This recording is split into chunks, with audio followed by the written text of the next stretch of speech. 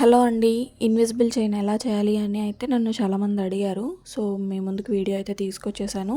So, ఇక్కడ మనకి మెయిన్‌గా కావాల్సింది గేర్ వైర్, లాక్ బీట్స్, అలాగే బ్యాక్ చైన్ అంటే బ్యాక్ హుక్స్ గానీ, బ్యాక్ లాక్ చేయడానికి ఏదో ఒకటి, జంప్ రింగ్, అలాగే మీ దగ్గర ఉంటే లాకెట్స్. సో, మీ దగ్గర లేకపోతే మీ దగ్గర ఏవున్నా సరే వాడుకోవచ్చనమాట. సో, మేకింగ్ చూస్తేనే అర్థమైపోతుంది. చాలా ఈజీ అనమాట. ఫస్ట్ అయితే మనం ఒక లాక్ బీడ్, గేర్ వైర్ అనేది మన నెక్‌కి ఎంత సరిపోతుంది ఏంటనేది మనం చూసుకొని లెంత్ అయితే కట్ చేసుకోవాలి. కట్ చేసుకున్న తర్వాత మిడిల్ పాయింట్‌లో అయితే మనం ఒక లాక్ బీడ్ ఏసేసుకొని మిడిల్ పాయింట్ కోసం లాకెట్ వేసుకున్నప్పుడు అటు ఇటు ఉరకకూడదు కదా! సో, అందుకని చెప్పేసి ఫస్ట్ అయితే ఒక లాక్ బీడ్ ఏసేసుకొని లాక్ చేసేయండి. చేసుకున్న తర్వాత ఇక్కడ నేను వాటి పక్కన చిన్న బాల్స్ అనేవి యూజ్ చేశాను.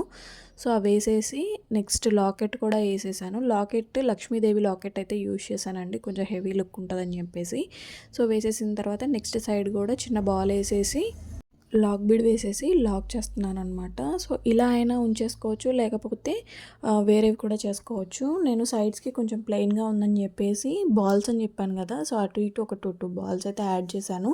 సేమ్ ప్రాసెస్ అండి. లాక్ బీడ్ యాడ్ చేసుకొని మనకి ఏ పాయింట్‌లో కావాలో అక్కడ ఉంచేసి లాక్ చేసిన తర్వాత నెక్స్ట్ మనం ఏ లాకెట్స్ యూజ్ చేయాలనుకుంటున్నాం అనేది చూసుకొని అది వేసేసి లాక్ చేయడమే. సో, ఇలా అయితే మొత్తం ప్రాసెస్ అంతా కూడా కంప్లీట్ చేసుకోవాలండి. సో, సేమ్ చూపించిన విధంగా చేసుకుంటే మీకు చాలా ఈజీ అయిపోతుందనమాట. సో, చాలా ఈజీ ప్రాసెస్. ఇన్విజిబుల్ చైన్ చేయడం కూడా జస్ట్ ఒక 15 మినిట్స్ నుంచి 20 మినిట్స్ పట్టిద్ది అంతే. సో, నేనైతే ఒక విషయం చెప్పాలనుకుంటున్నాను. లేజినెస్ కిల్స్ యువర్ యాంబిషన్ అనేది ఎంతమంది నమ్ముతారు అనేది నాకు కామెంట్‌లో కామెంట్ చేయండి. ఎందుకంటే ఈ మధ్య నాకు అసలు చాలా బద్ధకంగా ఉంటుందనమాట. సో, ఏదన్నా చేద్దామంటే చాలు అసలు బద్ధకం వచ్చేస్తుంది. ఏం చేయబుద్ధి కావట్లేదు. సో, ఆ లేజినెస్ పోగొట్టడానికి మీ దగ్గర ఏమైనా టిప్స్ ఉంటే నాకు కొంచెం షేర్ చేయండి. సో, అసలు లేజినెస్ వల్ల ఏ పని కూడా చేయలేకపోతున్నాననమాట. సో, మన యాంబిషన్ వచ్చేసి మన టార్గెట్ అనేది ఎప్పుడైనా రీచ్ అవ్వాలి అనుకుంటే లేజినెస్ పక్కన పెట్టేయాలని చెప్పేసి అయితే నేను కొంతమంది చెప్తుంటే విన్నాను. సో, నా యాంబిషన్ వచ్చేసి ఫస్ట్‌లో నేను యూట్యూబ్ స్టార్ట్ చేసిందైతే మెయిన్‌లీ నా సోర్స్ ఆఫ్ ఇన్‌కమ్ కోసమే. అంటే ఇన్‌కమ్ వస్తదని చెప్పేసి నేను స్టార్ట్ చేశాను తప్ప సో, వేరేదైతే ఏమీ లేదు. సో, ఏ వీడియో పడితే ఆ వీడియో పెడితే మనకి లైక్స్ వస్తాయి, షేర్స్ వస్తాయి, సబ్స్క్రైబర్స్ వచ్చేస్తారని అయితే ఆ ఉద్దేశంతోటే నేను పెట్టాను తప్ప అసలు మెయిన్‌లీ నాకు ఇన్‌కమ్ వస్తదని చెప్పేసి నేను పెట్టాను. బట్ ఇన్‌కము లేదు, ఇటు సబ్స్క్రైబర్సు లేరు.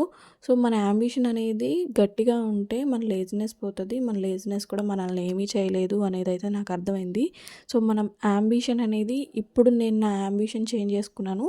ఏంటి అనంటే 1K సబ్స్క్రైబర్స్ కోసం నేను కంటిన్యూస్‌గా 1 మంత్ పాటు నేను వీడియోస్ అయితే అప్లోడ్ చేశానండి. అప్పుడు నాకు 1K సబ్స్క్రైబర్స్ ఈజీగా వచ్చారు. సో, ఇప్పుడు నా యాంబిషన్ ఏంటి అంటే 10K సబ్స్క్రైబర్స్ అనమాట. సో, 10K సబ్స్క్రైబర్స్ కోసం నేను ఇప్పటి నుంచి డైలీ వీడియోస్ అప్లోడ్ చేద్దామని అయితే అనుకుంటున్నాను. సో, మనస్ఫూర్తిగా ఇష్టపడే వాళ్ళైతే నాకు ఖచ్చితంగా లైక్స్ ఇస్తారు. అలాగే సబ్స్క్రైబ్ చేసుకుంటారు. వీడియో ఎంతో కొంత ఉపయోగపడుతుంది అనుకున్న వాళ్ళైతే ఖచ్చితంగా సబ్స్క్రైబ్ చేసుకుంటారు.